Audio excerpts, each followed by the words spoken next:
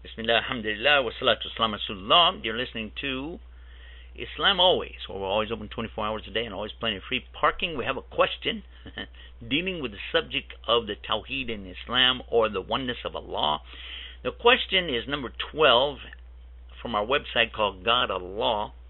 And the question is Allah the same God as the Jews and the Christians worship? The answer is originally, yes. Originally.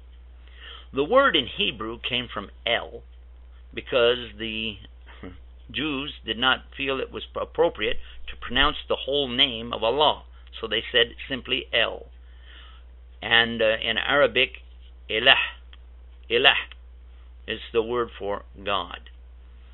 And I want you to note that this is the word God in English with the small g, Ilah.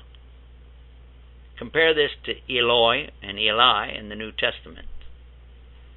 The word Allah is the perfect word to describe the word for Jews and Christians, as it does not permit gender, nor is it ever plural.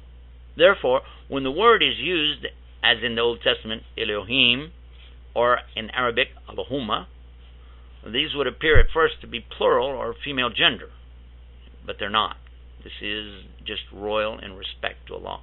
It becomes clear that it is the royal usage, such as a king would use in referring to his royal station while making a decree of some kind. The king would state, "We decree the following," and he is actually talking about his royal position rather than a plural status.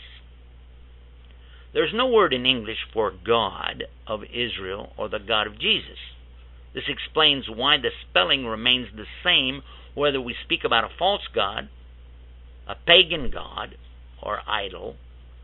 The word God of Abraham or Moses is the same word, but it uses a what? A capital G. This is the only way English can present the difference between the two.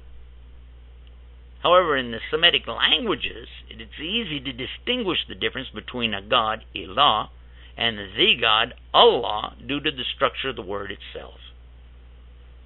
Evidence for this, by the way, is really simple. Visit any hotel or motel and remove the Bible strategically located in the drawer next to the bed. By the way, it's placed there by the courtesy of the Gideon Society.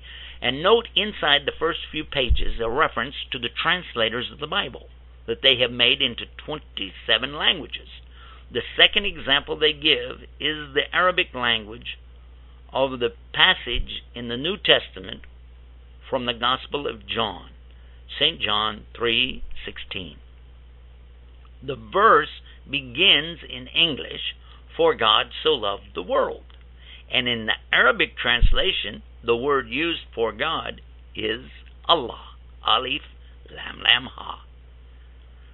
The Arabic Bible, beginning with the book of Genesis, uses the word Allah to represent the God of creation, the God of Adam, the God of Eve, of Noah, Abraham, Ishmael, Isaac, Israel, Moses, Jesus, are all mentioned in the Bible in reference to this same God that they worship, which is Allah.